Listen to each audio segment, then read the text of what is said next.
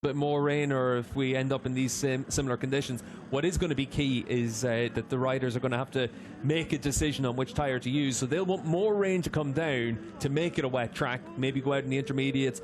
Given what we saw yesterday, full wets might be the best option, and then make a decision on what to do. They obviously don't want to be in a position where you're out there on completely the wrong tyres, out in slicks, and then it starts to really hammer down. So probably the right decision just to have that bit of a delay. What they don't want most of all, Toprak Razgatlioglu and Jonathan Ray, is to be on split strategies, one on one tyre and one on the other. That's particularly what Toprak won't want. Yeah, and everyone's going to be keeping an eye on what everyone else is doing, seeing if there's a change of tyres, and if anyone does decide to opt from their slicks, and you could easily have a bit of a double bluff in a situation like that as well. Well, we'll wait for confirmation to come in here as to what we will be doing in terms of the new schedule. You can see along the bottom of your screen weather conditions.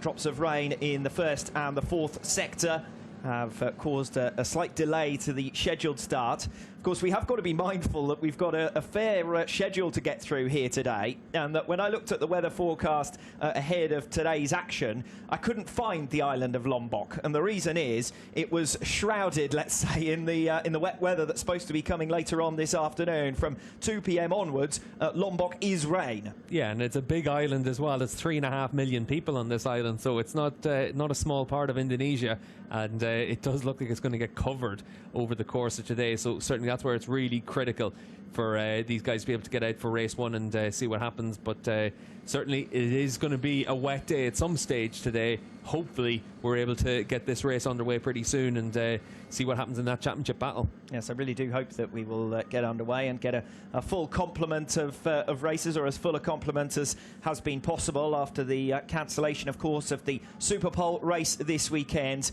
These are moments where you want to call on experience. What's interesting is on our timing screens, you can see there at the bottom of the screen it's saying drops of water in sectors 1 and 4. We actually don't have anything on our timing screens now to say drops of rain in any of the sectors. We do get that any time that there's rain, so we are still waiting to see an update. There you go. Well, there is still some rain falling down there on the back end of the circuit.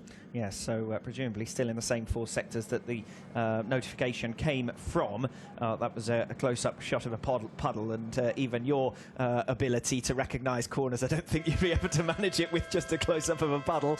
But as Perariba stalks away from the grid, these are more nervous moments for the riders, particularly those involved in this championship fight, of course. Yeah, and it is interesting to see that the rain does seem to have pushed away from the start line. We don't seem to have anything outside of our commentary box, so that would be pushed towards the beaches down at turn 10. So you can see from the crowd in the hillsides here that they've all got their umbrellas up. We've seen everyone out with their Macs on as well now, so everyone just trying to keep themselves as dry as possible. But certainly if we do have more rain coming down, that's always to the advantage. You can see for Jonathan Ray, just maybe a change of helmet there, maybe changing to a slightly less smoked visor there as well on the grid. Notice the 3-minute board was still being shown at the side there on the starting grid, and the countdown was still going at 2.5 minutes as well. So not sure whether there's anything to read into that, as the riders seem to be preparing themselves as best as possible at very least. Yeah, you can see Jonathan Ray put his helmet back on, Chaz Davis putting his gloves back on, so maybe the riders just making sure they're able to keep themselves ready. I did see some mechanics go out with new tyres onto the grid, and some of them, Van der Mark's BMW crew, they've come back into pit lane with those tyres, so they're not making a change on the grid at this stage. At very least, that rainfall is a reminder that at any stage during this race we could get a little bit of rain that could throw the championship destination and destiny into doubt. Razgatlioglu might lead by 30 points at the moment, but there's a potential 25-point swing ahead of us, and we get rain in dry conditions, and perhaps Toprak leading might be the first one to encounter it. Yeah, and looking on the grid there, you can see the riders have started their bikes, and everyone making their way off, so the teams might have been given some information that we're still waiting for up in the commentary box, but it does look like we're about to get underway. Yes, did notice that the countdown was still going at the side of the grid, so we wait for official confirmation. But in the meanwhile, the next board is shown, so it does look as though at 5 past the hour we will be able to start to build up towards finally going racing, and it has been, I say finally, advisedly as well, not because of the delay this morning, but because, of course, we were supposed to be getting underway 20 hours earlier than what we have yesterday afternoon, when the wet weather was just too much for us to be able to get underway with racing. Toprak has a little glance across to the camera to his side. He knows that all of the cameras, all of the focus, all